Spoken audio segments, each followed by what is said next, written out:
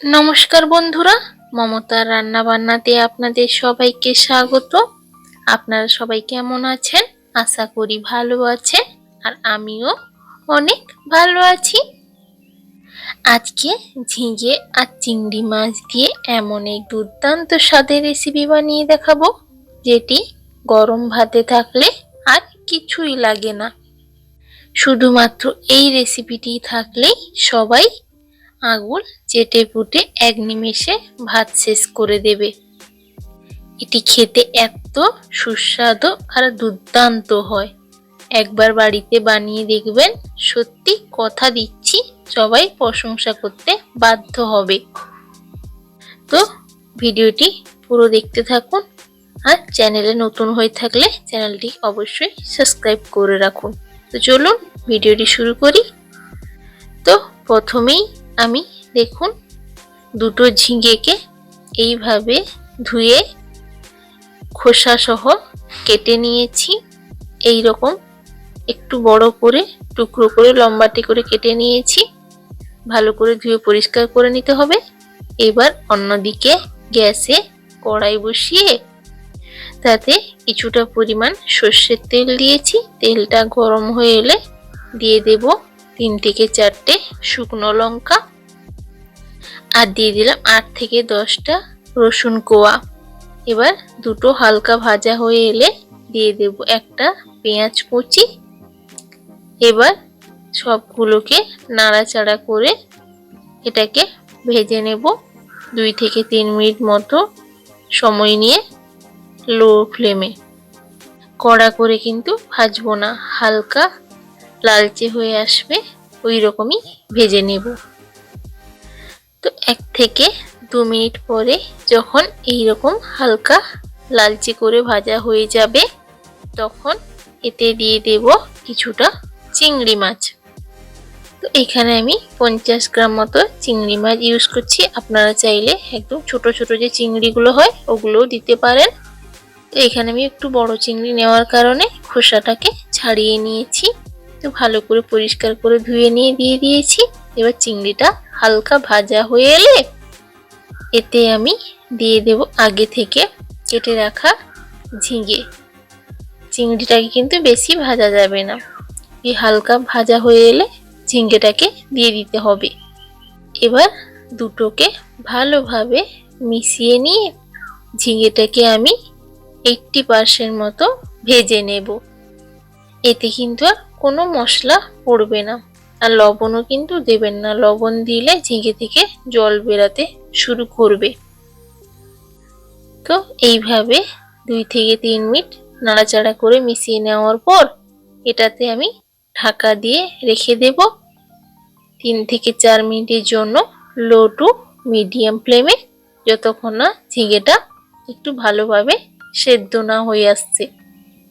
চ্যানেলে নতুন হয়ে থাকলে অবশ্যই চ্যানেলটিকে সাবস্ক্রাইব করে নেবেন এই রকম নতুন নতুন রেসিপি দেখার জন্য। তো 3 থেকে 4 মিনিট হয়ে গেছে।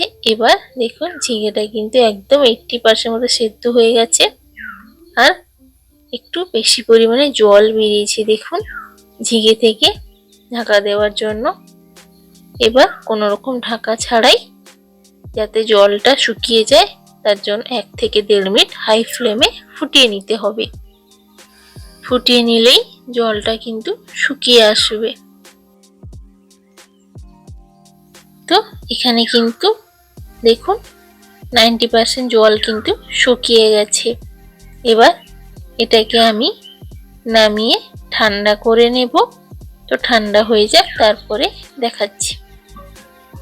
তো দেখুন এখানে আমি নামিয়ে ঠান্ডা করে নিয়েছি কিছুটা। এবার একটা মিক্সিং জার নিয়েছি, তাতে আমি দিয়ে দেব ওই ঝিঙেটাকে। তো ঝিঙেটাকে দিয়ে আমি কোনো রকম জল ছাড়াই এটাকে মিক্সিতে একটা স্মুথ পেস্ট বানিয়ে নেব। আপনাদের কাছে মিক্সি না থাকে তাহলে আপনারা শিলেও বেটে নিতে পারেন। তো দেখুন এখানে আমি কোনো রকম জল ছাড়াই কিন্তু এই রকম পেস্ট করে নিয়েছি। এবার এটাকে সাইডে রেখে দেব। এবার অন্যদিকে গ্যাসে কড়াই বসিয়ে তাতে অল্প পরিমাণ সর্ষের তেল দিয়ে দেব। এবার তেলটা মাঝারি গরম হয়ে এলে তাতে দিয়ে দেব হাফ চামচ পরিমাণ কালো জিরে। তো কালো জিরেটা কিন্তু অবশ্যই দিতে হবে, এটা দিলে স্বাদ কিন্তু আরো সুন্দর হয়ে যায়। আপনারা চাইলে এতে কাঁচা লঙ্কাও দিতে পারেন, যেহেতু শুকনো লঙ্কা দেওয়া আছে তার জন্য কাঁচা লঙ্কা দিলাম না। এবার এটাকে আমি ঢেলে দিলাম ওই যে পেস্টটা তৈরি করে রেখেছিলাম ঝিঙে। এবার নাড়াচাড়া করে এটাকে আমি শুকনো করে কষিয়ে নেব যতক্ষণ না শুকনো হয়ে আসছে। তো এতে আমি একটা থেকে দুটো উপকরণ দেব, দিলে আর কিছু দিতে হবে না। তো দিয়ে দেব স্বাদ মতো লবণ আর দিয়ে দেব পরিমাণ মতো হলুদের গুঁড়ো। এতে আর চিনি দেবেন না, যেহেতু ঝিঙে মিষ্টি হয় তার জন্য বেশি মিষ্টি লাগবে। তো এইরকম অনবরত নাড়াচাড়া করে ঝিঙেটাকে কষিয়ে নিতে হবে যতক্ষণ না কড়াইয়ে না লেগে যাচ্ছে। তো চ্যানেলটিকে এখনো সাবস্ক্রাইব করনি, চটজলদি চ্যানেলটিকে সাবস্ক্রাইব করে নিন এইরকম নতুন নতুন মজার রেসিপি দেখার জন্য। তো দেখুন এখানে কষিয়ে নিয়েছি, গ্রেভিটা কিন্তু আর লাগছে না, যত ঘোরাচ্ছি খুন্তির সাথেই ঘুরছে।